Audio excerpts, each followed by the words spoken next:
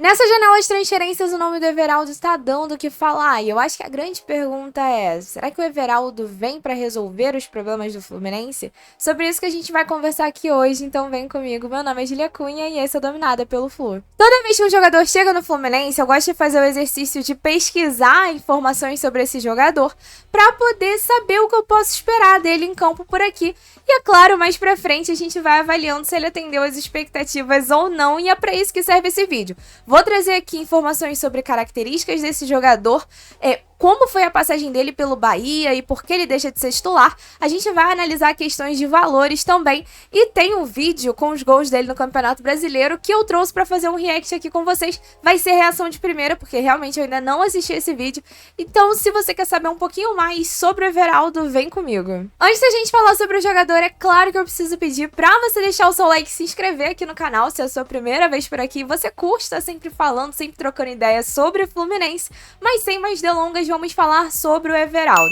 O Everaldo é centroavante, tem 33 anos, atuava no Bahia e é um jogador muito rodado aqui no Brasil. Ele já passou por clubes na Arábia Saudita e no Japão, mas aqui no Brasil é um jogador que não vale nem a pena ler toda a lista de transferências dele. Ele passa por Grêmio, Paysandu, Novo Horizontino, Água Santa, Santa Cruz, enfim, é um jogador bem rodado, mas que teve as temporadas de maior destaque aqui em 2019 pela Chapecoense e em 2023 quando ele chega no Bahia, e é um ano em que ele marca ali mais gols na sua carreira em uma temporada, que é uma temporada de 20 gols. E apesar de ser um jogador de 33 anos, eu acho que é bem espantoso, é que fisicamente o jogador é um touro, digamos assim, porque você olha as duas últimas temporadas dele no Bahia, ele tem 58 partidas em 2024 e 60 partidas em 2023, então é um jogador que você pode contar com ele o ano inteiro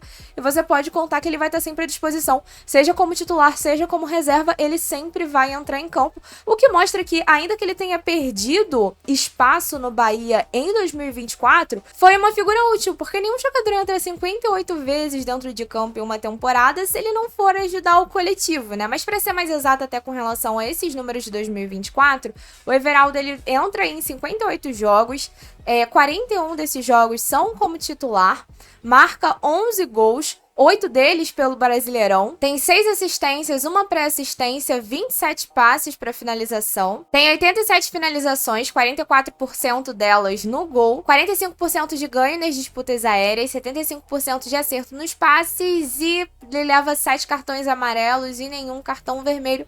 Esses foram números levantados pelo Felipe Barros do FBTV. E aí, pra gente falar sobre características, o GE aponta o jogador como um cara de bom porte físico e bom na bola aérea, o que justificaria ali a busca do Fluminense por um jogador no seu estilo, mas ao mesmo tempo é um jogador muito rápido, tá? Em comparação com o Germancano, é um jogador muito rápido e que, segundo os dados levantados pelo Felipe Barros, ele chega no ano passado a atingir velocidades mais altas do que o Cauã Elias ao longo da temporada.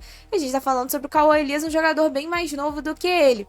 É um cara que ele tem tanta velocidade que pelo Rogério Ceni ele chegou a ser utilizado mais deslocado para a lateral do campo, não chegou a atuar como um ponta, mas atuando ali como um segundo atacante em muitas oportunidades. Até pra gente ter uma ideia dessa diferença, esses são os mapas de calor do Everaldo no Brasileirão 2023 e 2024, então dá pra perceber que em 2024 ele realmente está mais deslocado ali pro lado. Então ele vai poder atuar tanto com o Germancano, como também mais centralizado, sendo substituto do Germán.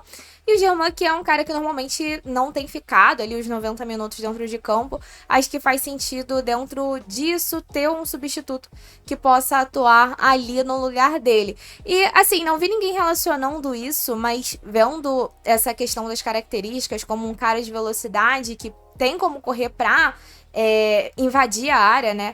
Invadir espaço na área, talvez faça até sentido dentro do que o Mano coloca pro Germán. A gente tem reclamado muito da dificuldade de posicionamento do Germancano, que o Germán é mais aquele jogador do último passe, né? A bola chega bem no pé dele, que ele, porra, tem uma qualidade indescritível ali pra finalizar, o cara tem o faro mesmo de gol, mas normalmente quando ele precisa recuar muito, ele não consegue chegar lá na frente, não consegue estar em condições quando a bola tá pra chegar pra ele. E talvez até o Everaldo tenha sido pensado nisso, porque por ser um cara de mais velocidade, imagino que ele vai conseguir talvez fazer essa movimentação que o Mano, na minha concepção, é o Mano que propõe isso dentro de campo e que o Germán não tem características, talvez, pra corresponder. Mas enfim, isso é algo que eu estou supondo. Mas antes de dar minha opinião do que eu achei sobre essa contratação e tudo mais, acho que vale a gente fazer aqui o react desses gols que ele fez no Campeonato Brasileiro. Trouxe aqui o vídeo, que quem fez ali o corte foi o Laranja Tricolor. Enfim, vocês devem conhecer o Renan. Sigam ele nas redes sociais. Vou colocar aqui na tela. Vou fazer esse react de óculos, tá, galera? Que a minha miopia agradece.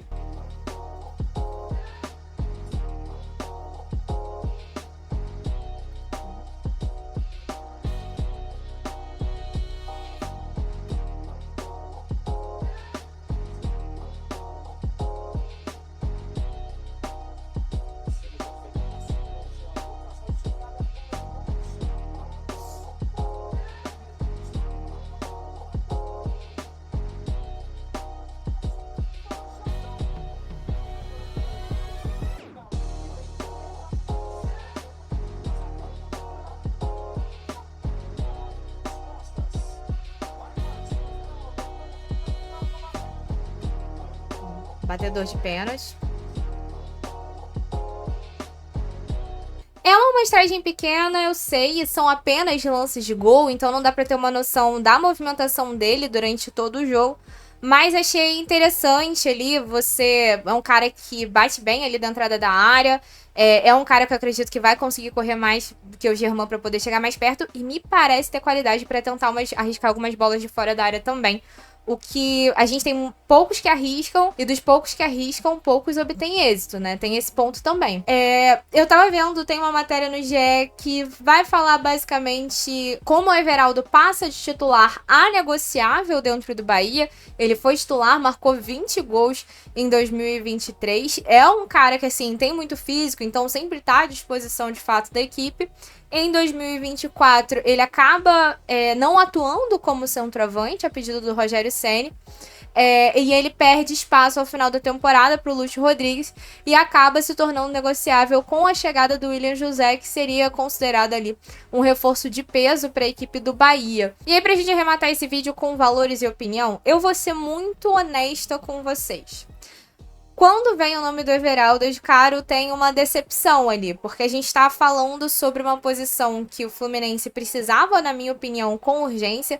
A galera fala muito da necessidade de ter um camisa 10 e eu acho que é muito importante, mas pra mim, pessoalmente, eu acho que o Fluminense tinha uma necessidade ainda maior de ter um camisa 9, de ter um atacante que chegasse. Pra mim, esse deveria ser o nome de peso do Fluminense pra temporada.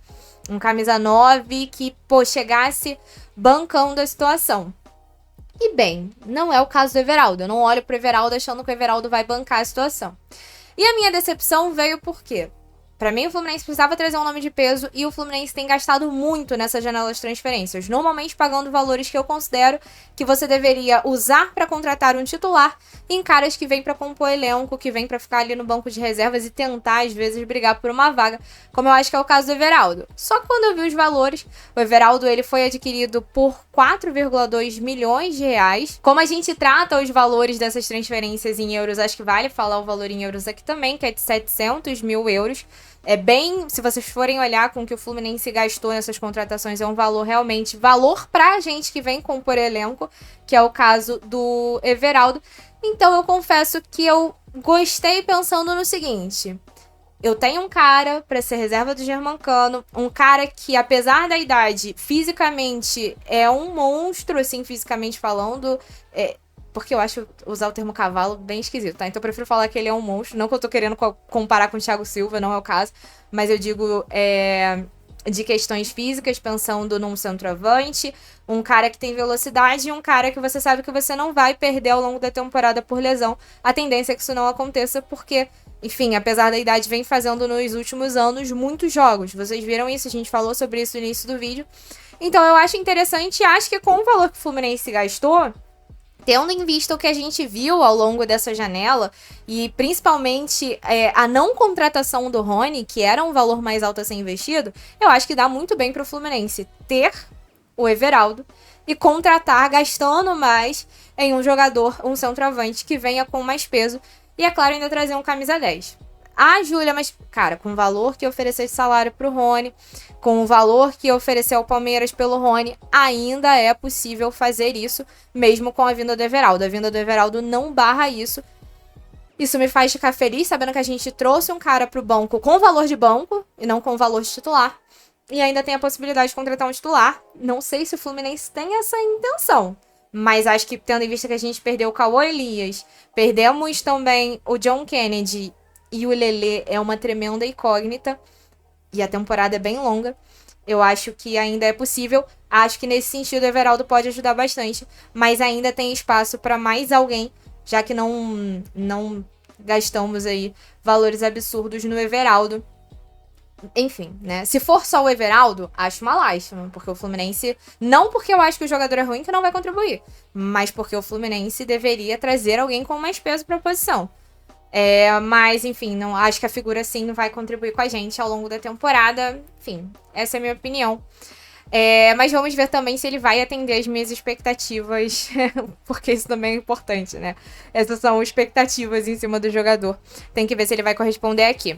Mas então, esse foi o nosso vídeo. Espero que você tenha curtido. Se você curtiu e ainda não deixou o like, pô, você assistiu até aqui, você achou interessante, não esquece de deixar o like e compartilhar também com seus amigos que estão falando bastante sobre o Everaldo. Beijo no coração, saudações tricolores e até a próxima.